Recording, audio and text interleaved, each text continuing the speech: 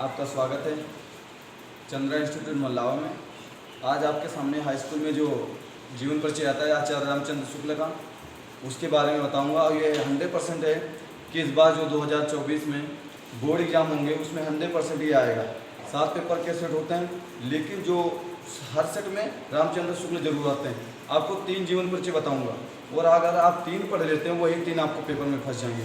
आपको ज़्यादा पढ़ने की ज़रूरत नहीं है, केवल 3 या 4 बताऊंगा। अगर 7 है तो 4 बताऊंगा, अगर 8 है तो 5 मुश्किल से बता दूंगा, या 3 से ही पढ़।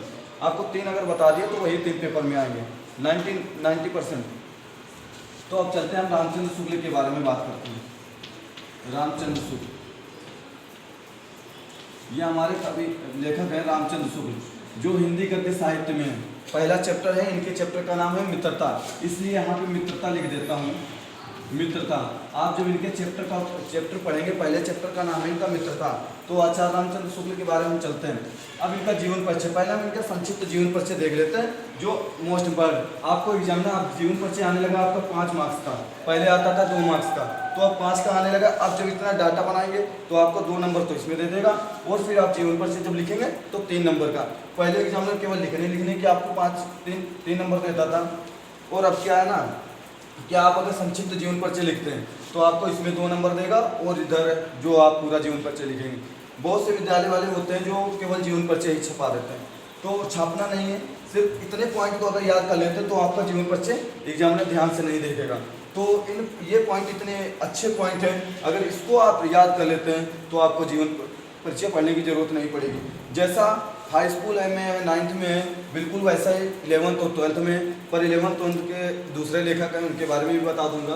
तो ये क्लास 10th में है, और क्लास 10th का पहला चैप्टर है, तो इनके संक्षिप्त परिचय देख लेता हूँ। तो हमारे जो आचार्य रामचंद्र शुक्ल जी हैं, ये किस काल के हैं? रीतिकाल के। रामचंद्र शुक्ल जी रीतिकाल के कवि हैं। इनका जन्म 1884 ईस्वी में कहाँ हुआ था? बस्ती जिले के अगोना नामक गांव में हुआ था। जो इनका जन्म स्थान था वो बस्ती जिले के अगोना नामक गांव है। इनके पिता का नाम पंडित चंद्रबली शुक्ल था। जो इनकी माता का नाम है विवासी। ये आपको ऐसी कोई किताब होगी जिस किताब में लिखे मिलेगा, आपको वही पॉइंट दूंगा जो आपके सिलेबस में होगा, ये आपको कहीं जल्दी से नहीं मिलेगा। अगर आप माता का नाम लिख दें तो एग्जाम में आश्चर्यचकित हो जाएगा कि माता, तो ये माता है इनकी, ठीक है। माता आपको बहुत कम किताबों में लिखे मिलेगा। तो माता का नाम विवासी देवी, और इनका विवाह हुआ था तो इनकी पत्नी का नाम सावित्री देवी था। इन्होंने जो शिक्षा प्राप्त की थी वो इंटर तक की शिक्षा प्राप्त की थी। उसके बाद उन्होंने एक चिंतामणि नामक निबंध संग्रह लिखा, और इनकी मृत्यु 1941 ईस्वी में वाराणसी में हुई थी। किस रोग से हुई थी? दमा रोग से। दमा रोग होता है, दमा रोग से इनकी 1941 ईस्वी में मृत्यु हो गई। ये किसके संपादक रहते हैं? हिंदी शब्द सागर के ये संपादक रहते हैं। इन्होंने एक इतिहास लिखा, हिंदी साहित्य का इतिहास, जो 1929 ईस्वी में लिखा है। अब चलते हैं इनके जीवन परिचय के बारे में बात कर लेते हैं। और ये अच्छे रीतिकाल के तो हैं, और एक अच्छे आलोचक भी हैं, अच्छे आलोचक भी हैं, निबंधकार भी हैं ये, ठीक है। और कई प्रकार से इन्होंने संपादित रचनाएं भी की हैं। अब चलते हैं उनको जीवन परिचय। अब जब आप पूरा डाटा बना लेते हैं तो जीवन परिचय लिखने में कोई कठिनाई नहीं देगी। जो बच्चा इतना डाटा याद कर लेगा, माता का नाम, पिता का नाम, पत्नी का नाम, शिक्षक का नाम, रचना का नाम और संपादक का, तो उसको ये कठिनाई चीज नहीं जाएगी। अब वही जो उधर लिखा है जीवन परिचय में वही लिख देंगे। एग्जाम में जो होता है वो अगर उसको डाटा दिख गया तो तुम्हारा जीवन परिचय नहीं पड़ेगा, और 5 नंबर आपको दे देगा, ठीक है। आप बस उधर वो लिखा होना चाहिए, इधर ये लिखा होना चाहिए। साइड में ऐसे कॉपी इतनी बड़ी होगी, इतनी बड़ी कॉपी अगर है तो इसमें इधर साइड में ये बना देना, और इधर इतने में जीवन परिचय लिख देना है सेशन। तो अब चलता हूँ जीवन परिचय के बारे में बात करता हूँ। अब लिखेंगे इसके जीवन परिचय। रामचंद्र शुक्ल का जन्म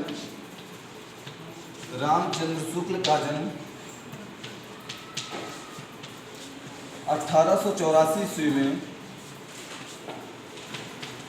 बस्ती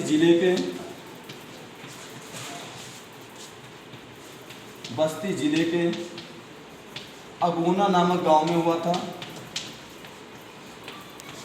इसको जो ये पॉइंट होते हैं, जितने ब्रैकेट में पॉइंट लिखें, इनको अगर आप काले पेन से लिखते हैं तो सबसे बेस्ट रहेगा। जैसे इनका जन्म हुआ 1884 ईस्वी में, कहाँ हुआ था? बस्ती जिले के अगोना नामक गांव में उतर। ये देखो मैं भी काले पेन से लिख रहा हूँ, बस्ती जिले के अगोना नामक गांव में हुआ था, गांव में हुआ था। हुआ था। इनके पिता का नाम, इनके पिता का नाम पंडित चंद्रबली, पंडित चंद्रबली शुक्ल था। इनके पिता का नाम पंडित चंद्रबली शुक्ल था, जो कानूनगो थे,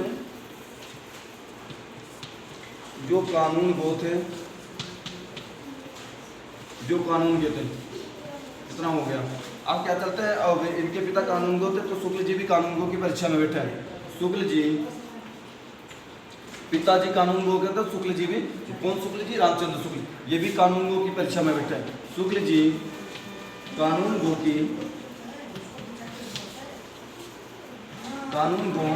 की परीक्षा में बैठे, किंतु सफल नहीं हुए,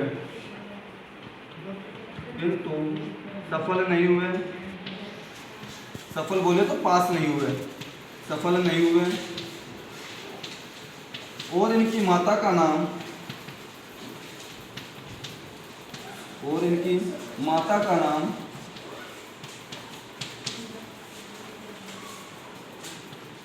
माता का नाम विभासी था,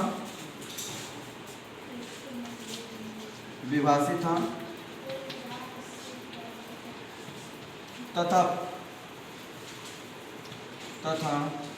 पत्नी का नाम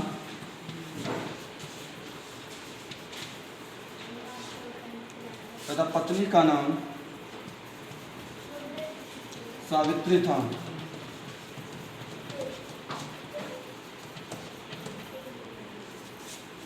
इन्होंने या आपने, इन्होंने हिंदी शब्द सागर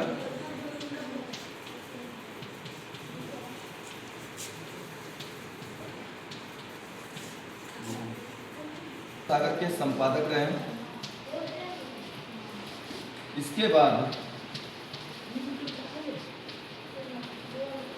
आप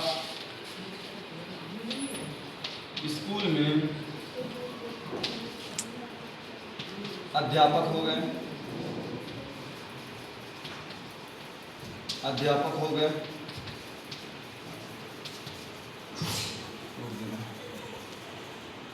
हिंदी साहित्य का इतिहास,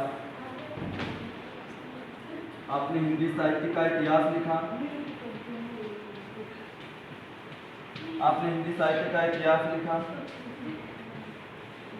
इस पर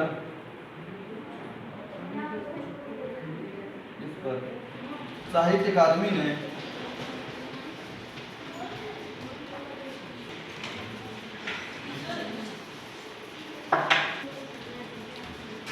हिंदुस्तानी अकादमी ने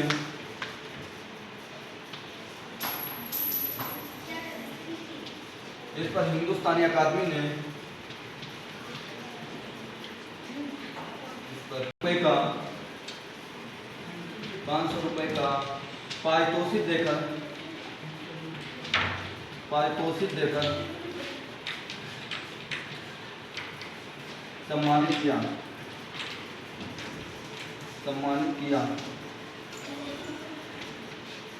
सन 1941 ईस्वी में दमा रोग से आपकी मृत्यु हो गई, है कुछ सूरदास, रामचंद्र शुक्ल जी की जो आलोचना ग्रंथ है उनका सूरदास रसमीमांसा, जो रसमीमांसा है वो 1949 में लिखा गया है। इनका निबंध संग्रह जो विचार विधि और चिंतामणि, जो चिंतामणि निबंध एग्जाम में कई बार आ चुकी है और विचार विधि भी आई है। सूरदास रसमीमांसा, एक रसमीमांसा इसको अंडरलाइन कर दीजिए, ये रसमीमांसा को अंडरलाइन कर लो, 100% पेपर में आने के चांस है। पूछेगा रसमीमांसा किसकी रचना है, आचार्य रामचंद्र शुक्ल की, किस विधा की रचना है, तो आलोचना विधा की रचना है। अब निबंध संग्रह में विचार विधि और चिंतामणि जो है ये मोस्ट इम्पोर्टेंट है, आने के पूरे चांस रहते हैं। अब यहाँ पे जैसे मैंने लिखा है चिंतामणि, तो आप यहाँ एक रचना लिख देंगे, काम चल जाएगा। लेकिन जब पूरा विवरण में कहता है तो आप तीनों का एक एक रचना लिखना। आलोचना ग्रंथ का एक रचना सूरदास, निबंध संग्रह का एक रचना विचार, मतलब चाहे विचार विधि चाहे चिंतामणि। इतिहास में हिंदी साहित्य का इतिहास, इसको 1929 ईस्वी में लिखा गया है। और अगर अगला जीवन परिचय अगले दिन बात करेंगे। अगर